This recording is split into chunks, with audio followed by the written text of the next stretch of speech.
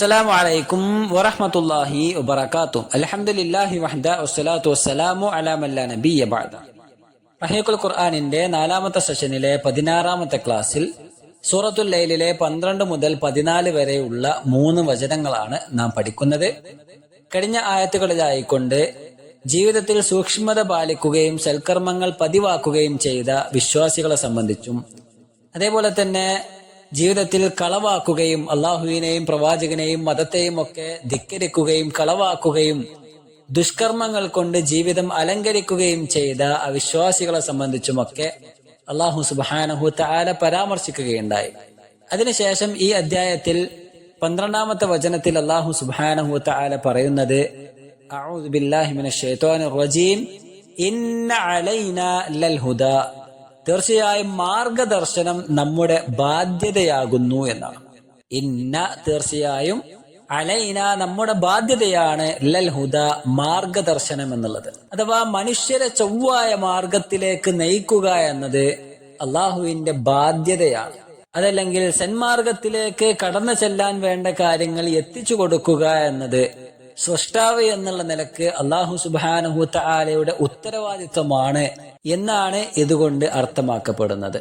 ഈ വചനത്തിലെ മാർഗദർശനം അഥവാ അൽ ഹുദ എന്ന ആ ഒരു പദത്തെ സംബന്ധിച്ച് നോക്കുകയാണെങ്കിൽ പണ്ഡിതന്മാർ അതിന് വ്യത്യസ്ത വിശദീകരണങ്ങൾ നൽകിയതായി കാണാൻ സാധിക്കും. ഇബ്നു ഉസൈമീൻ റഹ്മഹുല്ലാഹ് അദ്ദേഹത്തിന്റെ തഫ്സീറിൽ വിശദീകരിക്കുന്നതായി കൊണ്ട് കാണാം, മനുഷ്യർക്ക് നൽകപ്പെടുന്ന ഹിദായത്ത് അല്ലെങ്കിൽ ഹുദ മാർഗദർശനങ്ങൾ അത് 2 വിധമാണ് എന്നാണ്. ഒന്നാമത്തേത് ഹുദ ഇർഷാദ്. ഇത് അല്ലാഹു സുബ്ഹാനഹു വ തആലയിൽ നിന്നും സൃഷ്ടികളിൽ നിന്നും ലഭിക്കുന്ന രീതിയിലുള്ള സന്മാർഗങ്ങളാണ്. അഥവാ ഭൗതികപരമായ ജീവിത സഞ്ചാര മാർഗങ്ങൾക്കായി നൽകപ്പെടുന്ന മാർഗദർശനങ്ങളാണ് ഇതുകൊണ്ട് അർത്ഥമാക്കപ്പെടുന്നത്. ഇഹലോകത്ത് മനുഷ്യർക്കായി അല്ലാഹു സുബ്ഹാനഹു വ തആല നൽകിയ എണ്ണിയാലൊടുങ്ങാത്ത ധാരാളക്കണക്കിനുള്ള ഭൗതികാനുഗ്രഹങ്ങളും മറ്റു സൃഷ്ടികളിൽ നിന്നും ലഭിക്കുന്ന സഹായങ്ങളും നിർദ്ദേശങ്ങളും എല്ലാം ഈ ഗണത്തിൽ പെടുന്നതായിക്കൊണ്ടാണ് നാം മനസ്സിലാക്കുന്നത്. അല്ലാഹു സുബ്ഹാനഹു വ തആലയുടെ പക്കൽ നിന്ന് ലഭിക്കപ്പെടുന്ന ഈ മാർഗദർശനം, ഹുദാ ഇർഷാദി എന്ന ഈ ഒരു മാർഗദർശനം, അത് എല്ലാ ജീവജാലങ്ങൾക്കും അവരുടെ പ്രകൃതങ്ങൾക്കൊത്ത രീതിയിൽ അല്ലാഹു സുബ്ഹാനഹു വ തആല അത് നൽകിയിട്ടുണ്ട്. ഓരോ ജീവികളുടെയും പിറവി മുതൽ തന്നെ അവകളുടെ ജീവിത രീതികൾ അവരിൽ തന്നെ ബോധനം ചെയ്യപ്പെടുന്നു എന്നത് ജീവിതത്തിലൂടെ നമുക്ക് മനസ്സിലാക്കാൻ കഴിയുന്ന കാര്യമാണ്. മനുഷ്യരിൽ തന്നെ ഓരോരുത്തർക്കും വ്യത്യസ്തമായി കൊണ്ട് അല്ലാഹു സുബ്ഹാനഹു വ തആല ആ ഒരു ഹിദായത്ത്, ആ ഒരു മാർഗദർശനം അത് നൽകിയിട്ടുണ്ട്. അതിനനുസരിച്ച് അവർ അവരുടെ ഉപജീവന മാർഗങ്ങൾ തേടുകയും ജീവിതം മുന്നോട്ട് നയിക്കുകയും ചെയ്തുകൊണ്ടേയിരിക്കുന്നു. അപ്രകാരം അല്ലാഹു സുബ്ഹാനഹു വ തആലയിൽ നിന്നും അല്ലാതെയും ഒക്കെ ആയിക്കൊണ്ട് ഈ മാർഗദർശനം, ഹുദാ ഇർഷാദ് എന്ന് പറഞ്ഞ ഈ മാർഗദർശനം അത് മനുഷ്യന് നൽകപ്പെട്ടുകൊണ്ടേയിരിക്കുന്നു. മനുഷ്യർക്ക് മനുഷ്യരിൽ നിന്ന് തന്നെ ഭൗതികപരമായോ പാരത്രികപരമായോ ആയിട്ടുള്ള മാർഗദർശനങ്ങൾ ലഭിച്ചുകൊണ്ടേയിരിക്കുന്നുണ്ട്. നമ്മുടെ ജീവിതത്തിൽ നമുക്ക് നൽകപ്പെടുന്ന ഉപദേശങ്ങളും നിർദ്ദേശങ്ങളും ഒക്കെ ധാരാളമാണ്. മാതാപിതാക്കളിൽ നിന്നും ഗുരുനാഥന്മാരിൽ നിന്നും മറ്റു ബന്ധുക്കളിൽ നിന്നും സുഹൃത്തുക്കളിൽ നിന്നുമെല്ലാം നമുക്ക് ലഭിക്കുന്ന ജീവിത നിർദ്ദേശങ്ങൾ ഒരു നിലക്ക് അത് മാർഗദർശനമായി കൊണ്ട് തന്നെയാണ് നാം കണക്കാക്കുന്നത്. അതിനെയൊക്കെ ഉദ്ദേശിച്ചുകൊണ്ടാണ് ഹുദാ ഇർഷാദി എന്ന് ഇബ്നു ഉസൈമീൻ റഹ്മഹുല്ലാഹ് വേർതിരിച്ച് പറഞ്ഞിട്ടുള്ളത്. പ്രവാചകന്മാരിൽ നിന്നും ഓരോ വിഷയങ്ങളിലും അഗാധജ്ഞാനമുള്ള ആളുകളിൽ നിന്നും പണ്ഡിതന്മാരിൽ നിന്നും ഒക്കെ ആയിക്കൊണ്ട് ഹുദാ ഇർഷാദി എന്ന് പറഞ്ഞ ഈ ഒരു സന്മാർഗം അത് നൽകപ്പെടുന്നുണ്ട് എന്നാണ്. ഇതിനെ സംബന്ധിച്ചാണ് വിശുദ്ധ ഖുർആനിലെ സൂറത്തു ശൂറായിൽ അല്ലാഹു സുബ്ഹാനഹു വ തആല പറഞ്ഞത്, വ ഇന്നക ലതഹ്ദി ഇലാ സിറാത്തിൻ മുസ്തഖീം, തീർച്ചയായും പ്രവാചകരെ താങ്കൾ നേരായ പാതയിലേക്കാകുന്നു മാർഗദർശനം നൽകുന്നത് എന്നാണ്. ഇവിടെ ലതഹ്ദി തീർച്ചയായും താങ്കൾ മാർഗദർശനം നൽകുന്നത് എന്ന് പറഞ്ഞ ആ ഒരു ഹിദായത്ത് അത് നാം ഈ പറഞ്ഞ ഹിദായത്താണ്, ഹുദാ ഇർഷാദാണ്. അഥവാ മനുഷ്യർക്ക് പരസ്പരം കൈമാറാൻ കഴിയുന്ന മാർഗദർശനങ്ങളെയാണ് അവിടെ ഉദ്ദേശിച്ചിട്ടുള്ളത് എന്നാണ്.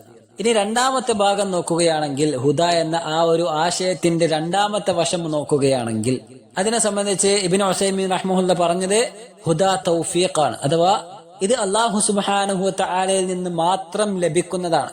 സൃഷ്ടികൾക്കൊരിക്കലും തന്നെ ഈ ഹിദായത്ത് നൽകുവാൻ സാധിക്കുകയില്ല.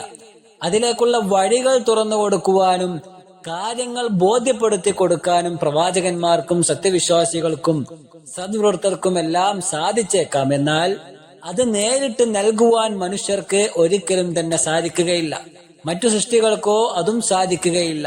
അതിന്റെ അധികാരം പരിപൂർണമായും അല്ലാഹു സുബ്ഹാനഹു വ തആലക്ക് മാത്രമാണുള്ളത്.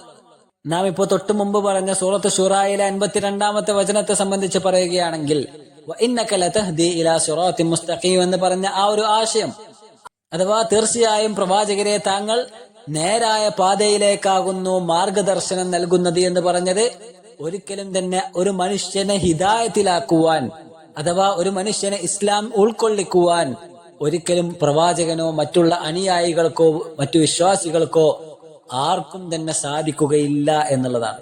മറിച്ച് അവിടെ ഉദ്ദേശിക്കുന്നത് ഹുദ ഇർഷാദാണ്. ഹുദ ഇർഷാദ് കൊടുക്കുവാൻ പ്രവാചകൻ സല്ലല്ലാഹു അലൈഹി വസല്ലം തങ്ങൾക്ക് സാധിക്കുമെന്നാൽ ഹുദ തൗഫീഖ് കൊടുക്കുവാൻ ഒരിക്കലും തന്നെ പ്രവാചകന്മാർക്കോ മറ്റാർക്കും തന്നെ സാധിക്കുകയില്ല എന്നതാണ്. ഈ ഒരു ഹിദായത്തിന്റെ നാം ഈ പറഞ്ഞ രണ്ടാമത്തെ ഹുദ തൗഫീഖ് എന്ന് പറഞ്ഞ ആ ഒരു ഹിദായത്തിന്റെ പ്രയോജനം ഒരു മനുഷ്യന് പൂർണ്ണമായും കണ്ടറിയാൻ സാധിക്കുന്നത് പരലോകത്ത് വെച്ചുകൊണ്ടായിരിക്കും. ഈ മാർഗദർശനം സ്വീകരിച്ച ആളുകൾക്ക് മാത്രമേ പരലോകത്ത് രക്ഷയുണ്ടാവുകയും ഉള്ളൂ. ഇതിനെക്കുറിച്ചാണ് സൂറത്തുൽ ഖസസിൽ 56-ാമത്തെ വചനത്തിൽ അല്ലാഹു സുബ്ഹാനഹു വ തആല പറഞ്ഞത്, ഇന്നക ലാ തഹ്ദീ മൻ അഹ്ബബ്ത വലാകിൻ അല്ലാഹു യഹ്ദി മൻ യശാ. പ്രവാചകരെ, താങ്കൾ ഉദ്ദേശിക്കുന്ന ആളുകളെ ഒരിക്കലും തന്നെ താങ്കൾക്ക് നേർവഴിയിലാക്കുവാൻ സാധിക്കുകയില്ല. അഥവാ താങ്കൾ ഇഷ്ടപ്പെടുന്ന ആളുകളെ ഹിദായത്തിലാക്കുവാൻ പ്രവാചകരെ താങ്കൾക്ക് കഴിയില്ല എന്നാണ്. മറിച്ച് അല്ലാഹു സുബ്ഹാനഹു വ തആല അവൻ ഉദ്ദേശിക്കുന്നവരെയാണ് നേർവഴിയിലാക്കുന്നത് എന്നാണ്. അപ്പോൾ ഹുദ ഇർഷാദിനെ സംബന്ധിച്ചല്ല ഇവിടെ പറഞ്ഞത്, മറിച്ച് ഹുദ തൗഫീഖിനെ സംബന്ധിച്ചാണ്. ഒരു മനുഷ്യന് മറ്റൊരു മനുഷ്യനെ ഒരിക്കലും തന്നെ ഹിദായത്തിലാക്കുവാൻ അല്ലെങ്കിൽ അയാളെ കൊണ്ട് ഇസ്ലാം പുൽകിക്കുവാൻ ഒരിക്കലും തന്നെ ഒരാൾക്കും സാധിക്കുകയില്ല എന്നതാണ്. കാര്യങ്ങൾ പറഞ്ഞു കൊടുക്കുവാനും ബോധ്യപ്പെടുത്തി കൊടുക്കുവാനും ആശയങ്ങൾ പരസ്പരം കൈമാറുവാനും ഒക്കെ സാധിച്ചേക്കാം. പക്ഷേ ഇസ്ലാം ഉൾക്കൊള്ളണമെന്ന അയാളുടെ മനസ്സിന്റെ ഉള്ളിൽ നിന്ന് വരുന്ന ആ ഒരു കാര്യം അതൊരിക്കലും തന്നെ ഒരു മനുഷ്യനെ കൊണ്ട് ചെയ്യാൻ സാധിക്കുകയില്ല എന്നതാണ്. അതുകൊണ്ട് തന്നെ മാർഗദർശനം അല്ലെങ്കിൽ ഹുദ ഹിദായത്ത് എന്ന ഈ ഒരു പദത്തിന്റെ രണ്ട് വശങ്ങളും മനസ്സിലാക്കുക എന്നത് അനിവാര്യമാണ്. അതിന്റെ അടിസ്ഥാനത്തിൽ ഇവിടെ ഈ അധ്യായത്തിൽ അല്ലാഹു സുബ്ഹാനഹു വ തആല പറഞ്ഞത് ഇന്ന അലൈനാ ലൽ ഹുദ, അഥവാ തീർച്ചയായും മാർഗദർശനം നമ്മുടെ ബാധ്യതയാകുന്നു എന്ന് പറഞ്ഞ ആ ഒരു കാര്യം അത് മനുഷ്യന് തന്റെ സൃഷ്ടാവിനെ കണ്ടെത്തുവാനും അവനിൽ വിശ്വസിക്കുവാനും ആരാധനകൾ നിർവഹിക്കുവാനും വേണ്ടുന്ന എല്ലാവിധ തെളിവുകളും അവന്റെ മുന്നിൽ കാണിച്ചു കൊടുത്തിരിക്കുന്നുവെന്നും മനുഷ്യന് തിരിച്ചറിവുണ്ടാകുവാനുള്ള എല്ലാ മാർഗങ്ങളും അവനിലേക്ക് അവതരിപ്പിച്ചിരിക്കുന്നുവെന്നും തന്റെ ജീവിതത്തിൽ അവൻ ശ്രദ്ധിക്കേണ്ടതായ എല്ലാ കാര്യങ്ങളും മാർഗദർശനമായി വേദഗ്രന്ഥങ്ങളിലൂടെയും ദൈവദൂതന്മാർ മുഖേനയും എത്തിച്ചു നൽകിയിരിക്കുന്നുവെന്നും ഒഴിവ് കഴിവ് പറഞ്ഞ് മാറി നിൽക്കാൻ കഴിയാത്ത വിധം താൻ സന്മാർഗത്തിലേക്ക് ക്ഷണിക്കപ്പെട്ടവനാണ് എന്ന് തുടങ്ങിയ ആശയങ്ങളാണ് ഇവിടെ അല്ലാഹു സുബ്ഹാനഹു വ തആല ഉദ്ദേശിക്കുന്നത് എന്നാണ്. ഒരു വിശ്വാസിക്ക് തന്റെ ജീവിതത്തിൽ ഏറ്റവും നിസ്സാരമായ കാര്യങ്ങളിൽ പോലും കൃത്യമായ അധ്യാപനം നൽകപ്പെട്ടിട്ടുണ്ട് എന്നത് യാഥാർത്ഥ്യമാണ്. എത്രത്തോളം എന്ന് പറഞ്ഞാൽ ശൗചാലയത്തിൽ ശ്രദ്ധിക്കേണ്ട മര്യാദകൾ പോലും വിശ്വാസി പഠിപ്പിക്കപ്പെട്ടിട്ടുണ്ട്. സൽമാൻ അൽ ഫാരിസി റളിയല്ലാഹു തആല അൻഹുവിനോട് മുശ്രിക്കുകളുടെ കൂട്ടത്തിൽപ്പെട്ട ഒരു വ്യക്തി ചോദിക്കുന്നുണ്ട്, അല്ലമക്കും നബിയുക്കും ഹത്തൽ ഖിറാഅ, നിങ്ങളെ നിങ്ങളുടെ പ്രവാചകൻ ശൗചാലയത്തിലെ കാര്യങ്ങൾ പോലും പഠിപ്പിച്ചിട്ടുണ്ടല്ലോ എന്ന് പറഞ്ഞപ്പോൾ ആ മനുഷ്യനോട് സൽമാനുൽ ഫാരിസി റളിയല്ലാഹു തആല അൻഹു തിരിച്ചു പറയുന്നുണ്ട്, അജൽ അല്ലമന ഹത്തൽ ഖിറാഅ, അതേ പ്രവാചകൻ സല്ലല്ലാഹു അലൈഹി വസല്ലമ തങ്ങൾ ശൗചാലയത്തിലെ മര്യാദകൾ പോലും ഞങ്ങൾക്ക് പഠിപ്പിച്ചു തന്നിട്ടുണ്ട് എന്നാണ്. അതൊരിക്കലും തന്നെ ഒരു കുറവല്ല, മറിച്ച് മനുഷ്യന്റെ ജീവിതത്തിൽ ആവശ്യമായ ഏറ്റവും നിസ്സാരമായ കാര്യങ്ങൾ പോലും പ്രവാചകൻ സല്ലല്ലാഹു അലൈഹി വസല്ലമ തങ്ങൾ വിട്ടുകളയാതെ പരിപൂർണമായും പഠിപ്പിച്ചു തന്നിട്ടുണ്ട് എന്നതാണ്. പ്രവാചകന്റെ ദൗത്യം പൂർണ്ണവും വ്യക്തവുമാണ് എന്ന് വിശുദ്ധ ഖുർആൻ സൂറത്തുൽ മാഇദയിലെ 3-ാമത്തെ വചനത്തിൽ അല്ലാഹു പറയുന്നുണ്ട്. പ്രവാചകനെ കൊണ്ട് അല്ലാഹു പറയിപ്പിക്കുന്നു, അൽയൗമ അക്മൽതു ലക്കും ദീനക്കും വഅത്മംതു അലൈക്കും നിഅമതി വറദീതു ലക്കുമുൽ ഇസ്ലാമ ദീന. ഇന്ന് ഞാൻ നിങ്ങളുടെ മതം അത് പൂർത്തിയാക്കി തന്നിരിക്കുന്നു, എന്റെ അനുഗ്രഹം നിങ്ങൾക്ക് ഞാൻ നിറവേറ്റി തരികയും ചെയ്തിരിക്കുന്നു. മതമായി ഇസ്ലാമിനെ ഞാൻ നിങ്ങൾക്ക് തൃപ്തിപ്പെട്ട് തന്നിരിക്കുന്നു എന്ന് വിശുദ്ധ ഖുർആനിലെ ഈ വചനം പ്രവാചകൻ സല്ലല്ലാഹു അലൈഹി വസല്ലമ തങ്ങളുടെ പരിപൂർണമായ ദൗത്യത്തെ സൂചിപ്പിക്കുന്നതാണ്. ഇപ്രകാരം കൃത്യവും വ്യക്തവുമായ ഈ പാത ഒരു മനുഷ്യൻ സ്വീകരിക്കുമ്പോഴാണ് അവൻ വിജയം കൈവരിക്കുന്നത്. അതിൽ ശ്രദ്ധ വരുത്താതെ അലസനും മടിയനുമായി വസിക്കുന്ന ഏതൊരു മനുഷ്യനാണെങ്കിലും ശരി, അവനെതിരെ നടപടിയെടുക്കുവാൻ അല്ലാഹു സുബ്ഹാനഹു വ തആലക്ക് അധികാരമുണ്ട്, അല്ലാഹുക്ക് അവകാശമുണ്ട് എന്ന് മനുഷ്യരെ ഉണർത്തുകയാണ് ഇന്ന അലൈനാ ലൽ ഹുദാ എന്ന ഈ വചനത്തിലൂടെ അല്ലാഹു സുബ്ഹാനഹു വ തആല ചെയ്യുന്നത്. ശേഷം അല്ലാഹു പറയുന്നു വ ഇന്ന ലനാ ലൽ ആഖിറത വൽ ഊല. 13ാമത്തെ വചനം, തീർച്ചയായും നമുക്കുള്ളതാകുന്നു പരലോകവും ഇഹലോകവും. വ ഇന്ന തീർച്ചയായും, ലന നമുക്കുള്ളതാകുന്നു, ലൽ ആഖിറത പരലോകവും, വൽ ഊല ആദ്യത്തേതും അഥവാ ഇഹലോകവും. അഥവാ പരലോകത്തെയും ഇഹലോകത്തെയും പൂർണ്ണാധികാരവും സ്വാധീനവും അല്ലാഹു സുബ്ഹാനഹു വ തആലക്ക് മാത്രമാണ് എന്നാണ്. നിരന്തരം നമ്മൾ പാരായണം ചെയ്യുന്ന സൂറത്തുൽ ഫാത്തിഹയിലെ 2ാമത്തെ വചനം അൽഹംദുലില്ലാഹി റബ്ബിൽ ആലമീൻ, ലോകരുടെ രക്ഷിതാവായ അല്ലാഹുവിനാകുന്നു സർവസ്തുതിയും. ആ വചനത്തിലൂടെ അല്ലാഹു സുബ്ഹാനഹു വ തആല പറയുന്ന കാര്യം എന്താണ്? ലോകരുടെ റബ്ബ് എന്നാണ്. അഥവാ ഇഹലോകത്തെ എല്ലാ കാര്യങ്ങളുടെയും രക്ഷിതാവാകുന്നു അല്ലാഹു സുബ്ഹാനഹു വ തആല. 4ാമത്തെ വചനത്തിൽ അല്ലാഹു പറഞ്ഞു മാലികി യൗമിദ്ദീൻ, പ്രതിഫല ദിവസത്തിന്റെ ഉടമസ്ഥനുമായ അല്ലാഹുവിന്. അവിടെ അല്ലാഹു ഉദ്ദേശിക്കുന്നത് പരലോകത്തിന്റെ എല്ലാവിധ അധികാരവും അത് അല്ലാഹു സുബ്ഹാനഹു വ തആലക്ക് മാത്രമാകുന്നു എന്ന ഏറ്റവും വലിയ കാര്യമാണ് അവിടെ അല്ലാഹു സുബ്ഹാനഹു വ തആല ലക്ഷ്യമാക്കിയിട്ടുള്ളത്. എന്നാൽ ഇഹലോകത്തെ സൃഷ്ടികൾക്ക് തങ്ങളുടെ കാര്യങ്ങൾ തിരഞ്ഞെടുക്കാനുള്ള സ്വാതന്ത്ര്യവും തങ്ങളുടെ ഇച്ഛകൾക്കനുസരിച്ച് പ്രവർത്തിക്കാനുള്ള അനുവാദവും അല്ലാഹു സുബ്ഹാനഹു വ തആല നൽകിയിട്ടുണ്ട് എങ്കിൽ, അഥവാ അങ്ങനെ ചെയ്യാൻ സാധിക്കുമെങ്കിൽ, പരലോകത്തെ സകലാധികാരങ്ങളും അല്ലാഹു സുബ്ഹാനഹു വ തആലക്ക് മാത്രമായിരിക്കും.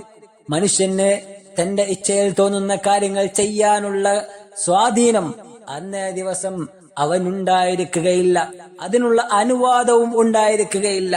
അങ്ങനെ തിരഞ്ഞെടുത്ത് കാര്യങ്ങൾ നിർവഹിക്കുവാനുള്ള സ്വാതന്ത്ര്യവും മനുഷ്യന് അന്നേ ദിവസം ഉണ്ടായിരിക്കുകയില്ല. സൂറത്തുൽ ഗാഫിറിലെ 16ാമത്തെ വചനത്തിൽ ആ ദിവസത്തെ അല്ലാഹു സുബ്ഹാനഹു വ തആല പ്രതിപാദിച്ചുകൊണ്ട് പറയുന്നു ലിമനിൽ മുൽക്കുൽ യൗം, ഇന്നേ ദിവസം ആർക്കാണോ അധികാരമുള്ളത്, ആർക്കാണ് രാജാധികാരമുള്ളത്? അതേ ലില്ലാഹിൽ വാഹിദിൽ ഖഹാർ, ഏകനും സർവാധിപതിയുമായ അല്ലാഹു സുബ്ഹാനഹു വ തആലക്ക് മാത്രമേ അധികാരമുള്ളൂ. അന്നേ ദിവസത്തെ രാജാധികാരം മറ്റൊരു വ്യക്തിയിലേക്കും നീക്കം ചെയ്യപ്പെടുന്നതല്ല, മറിച്ച് അത് പൂർണ്ണമായും അല്ലാഹുവിന്റെ പക്കൽ മാത്രമായിരിക്കും ഉണ്ടായിരിക്കുക എന്ന. ഇനി ഇവിടെ വ ഇന്ന ലനാ ലൽ ആഖിറത വൽ ഊല എന്ന് പറഞ്ഞതിൽ ഭൗതിക ലോകത്തെ പരാമർശിക്കുന്നതിന് മുമ്പായി പരലോകത്തെ പരാമർശിച്ചത് ശ്രദ്ധേയമാണ്. ഒരുപക്ഷെ പരലോകത്തെ ലക്ഷ്യമായി സ്വീകരിക്കുവാനും ഇഹലോകത്തേക്കാൾ അതിന് പരിഗണന കൊടുക്കുവാനും വേണ്ടിയായിരിക്കാം ഇപ്രകാരം അല്ലാഹു സുബ്ഹാനഹു വ തആല പരലോകത്തെ സംബന്ധിച്ച് ആദ്യം പരാമർശിച്ചത്. ശേഷം അല്ലാഹു സുബ്ഹാനഹു വ തആല മനുഷ്യകുലത്തെ ഒന്നടങ്കം താക്കീത് ചെയ്യുന്ന രീതിയിൽ 14ാമത്തെ വചനം നമുക്ക് പാരായണം ചെയ്യാൻ സാധിക്കും. ഫഅൻദർതുകും നാറൻ തലല്ലാ, അതിനാൽ ആളിക്കത്തിക്കൊണ്ടിരിക്കുന്ന അഗ്നിയെ പറ്റി ഞാൻ നിങ്ങൾക്ക് താക്കീത് നൽകിയിരിക്കുന്നുവെന്ന. ഫഅൻദർതുകും, അതിനാൽ ഞാനിതാ താക്കീത് ചെയ്യുന്നു, നിങ്ങളോട് താക്കീത് ചെയ്യുന്നു. നാറൻ, നരകത്തെ കുറിച്ച്, തലല്ലാ അഥവാ ആളിക്കത്തിക്കൊണ്ടിരിക്കുന്ന നരകത്തെപ്പറ്റി, അഗ്നിയെപ്പറ്റി ഞാൻ നിങ്ങൾക്ക് താക്കീത് നൽകിയിരിക്കുന്നു. അക്രമിയും തെമ്മാടിയുമായി ജീവിച്ച ഏതൊരാൾക്കും തന്റെ പരാജയം തിരിച്ചറിയുന്ന മുഹൂർത്തമാണ് പരലോകമെന്നത്. അത്തരക്കാരെ സംബന്ധിച്ചിടത്തോളം അവിടെ അവർ അനുഭവിക്കേണ്ടി വരുന്ന സഞ്ചാരഭരിതമായ ജീവിത രീതിയെയാണ് ഏതൊരു മനുഷ്യനും അന്ന് വെറുക്കുന്നത്. അതിൽ നിന്നും രക്ഷപ്രാപിക്കുവാനാണ് ഇവിടെ സൂചിപ്പിക്കപ്പെട്ടതുപോലെ വിശുദ്ധ ഖുർആനിൽ പലയിടങ്ങളിലായി നരകത്തെക്കുറിച്ച് അല്ലാഹു സുബ്ഹാനഹു വ തആല മനുഷ്യകുലത്തെ താക്കീത് ചെയ്തുകൊണ്ടേയിരിക്കുന്നത്. വിശുദ്ധ ഖുർആൻ എടുത്ത് പാരായണം ചെയ്യുകയാണെങ്കിൽ, വിശുദ്ധ ഖുർആനിൽ നരകത്തെ സംബന്ധിച്ച് പരാമർശിച്ച ഭാഗങ്ങളൊന്ന് എടുത്തു നോക്കുകയാണെങ്കിൽ, ഓരോ സന്ദർഭങ്ങളിലും ഓരോ വിഭാഗത്തെക്കുറിച്ച് പറയുമ്പോഴും നരകത്തിന്റെ വ്യത്യസ്ത നാമങ്ങൾ കൊണ്ട് വിശേഷിപ്പിക്കുന്നതായി നമുക്ക് കാണുവാൻ സാധിക്കും. നരകത്തിന് ധാരാളം വിശേഷണങ്ങളുണ്ട്. അന്നാർ, ജഹന്നം, ലള, സഖർ, അൽ ഹുതമ, അൽ ജഹീം, അസ്സഈർ, അൽ ഹാവിയ, അങ്ങനെ തുടങ്ങി ധാരാളം വിശേഷണങ്ങളുള്ള നരകത്തെ സംബന്ധിച്ച് അല്ലാഹു സുബ്ഹാനഹു വ തആല പരാമർശിക്കുമ്പോൾ, ഓരോ വിഭാഗത്തെ കുറിച്ച് പറയുമ്പോൾ അവിടെ ഈ പറഞ്ഞ നരകത്തിന്റെ ഓരോ വിശേഷണങ്ങളായിരിക്കും പറഞ്ഞിട്ടുണ്ടായിരിക്കുക. അതിലൂടെ നമ്മൾ മനസ്സിലാക്കേണ്ടത് സ്വർഗത്തെക്കുറിച്ച് പറഞ്ഞതുപോലെ തന്നെ നരകത്തിലും വ്യത്യസ്ത അവസ്ഥകളും ഭാഗങ്ങളും ഉണ്ടെന്നും ഓരോ ഭാഗത്തും ഓരോ വിഭാഗക്കാർ ശിക്ഷിക്കപ്പെടുമെന്നും ചുരുങ്ങിയ രീതിയിൽ നമുക്ക് മനസ്സിലാക്കുവാൻ സാധിക്കും. സ്വർഗത്തിലുള്ള തട്ടുകളെ ദറജാത്തുകൾ എന്നും നരകത്തിലുള്ള തട്ടുകളെ ദറക്കാത്ത് എന്നും പറയപ്പെടുന്നു എന്ന കാര്യം നാം മനസ്സിലാക്കണം. സ്വർഗത്തിലെ തട്ടുകൾ മുകളിലേക്ക് പോകുന്നതിനനുസരിച്ച് അല്ലാഹു സുബ്ഹാനഹു വ തആല തങ്ങൾക്ക് നൽകിയ അനുഗ്രഹങ്ങളുടെ ആധിക്യം കണ്ടുകൊണ്ടേയിരിക്കും, അല്ലെങ്കിൽ അനുഗ്രഹങ്ങൾ അധികരിച്ചു കൊണ്ടേയിരിക്കുമെങ്കിൽ നരകത്തിലെ തട്ടുകൾ താഴോട്ട് പോകുന്നതിനനുസരിച്ച് അല്ലാഹു സുബ്ഹാനഹു വ തആലയുടെ ശിക്ഷയുടെ കാഠിന്യം അധികരിക്കുന്നതായിരിക്കും. അവിടെയുള്ള അന്തരീക്ഷം താഴോട്ട് പോകുന്തോറും ഭയാനകമായി കൊണ്ടേയിരിക്കുന്നതായിരിക്കുമെന്നാണ്. അല്ലാഹു സുബ്ഹാനഹു വ തആല നമ്മെ കാത്തുരക്ഷിക്കുമാറാകട്ടെ. ഇവിടെ ഫഅൻദർതുകും നാറൻ തലല്ലാ എന്ന ഈ ആയത്തിൽ അല്ലാഹു സുബ്ഹാനഹു വ തആല വിശേഷിപ്പിച്ച പദം, ആ ഒരു വിശേഷണം, നരകത്തെ സംബന്ധിച്ച് പറഞ്ഞ ആ ഒരു കാര്യം, അത് നമ്മൾ ശ്രദ്ധിക്കേണ്ടതുണ്ട്. അഥവാ ലള എന്ന നാമമാണ് അവിടെ അല്ലാഹു സുബ്ഹാനഹു വ തആല വിശേഷിപ്പിച്ചിട്ടുള്ളത്. അതിൽ ശിക്ഷിക്കപ്പെടുന്ന ആളുകളെ സംബന്ധിച്ച് ശേഷമുള്ള വചനത്തിൽ അല്ലാഹു സുബ്ഹാനഹു വ തആല വിവരിക്കുന്നുണ്ട് ആരൊക്കെയാണ് അവിടെ ശിക്ഷിക്കപ്പെടുന്നത്. അഥവാ ലള എന്ന് പറഞ്ഞ നരകത്തിന്റെ ആ ഒരു ഭാഗത്തെ ശിക്ഷിക്കപ്പെടുന്ന ജനവിഭാഗത്തെ സംബന്ധിച്ച് അടുത്ത വചനത്തിലൂടെ അല്ലാഹു സുബ്ഹാനഹു വ തആല പരാമർശിക്കുന്നു. ഇൻഷാ അല്ലാഹ് വരും ക്ലാസ്സുകളിൽ നമുക്ക് അതിനെ സംബന്ധിച്ച് മനസ്സിലാക്കാം. കാര്യങ്ങളെ കൃത്യമായി പഠിക്കുവാനും അതിനനുസരിച്ച് ജീവിതം ക്രമീകരിക്കുവാനും നാം പരിശ്രമിക്കുക. നരകമെന്ന കത്തിജ്വലിക്കുന്ന അഗ്നിയിൽ നിന്നും അല്ലാഹു സുബ്ഹാനഹു വ തആല നമ്മെ ഏവരെയും കാത്തുരക്ഷിക്കുമാറാകട്ടെ. വസല്ലല്ലാഹു വസല്ലം അലാ നബിയിനാ മുഹമ്മദ്. അസ്സലാമു അലൈക്കും വറഹ്മത്തുള്ളാഹി വബറകാതുഹു.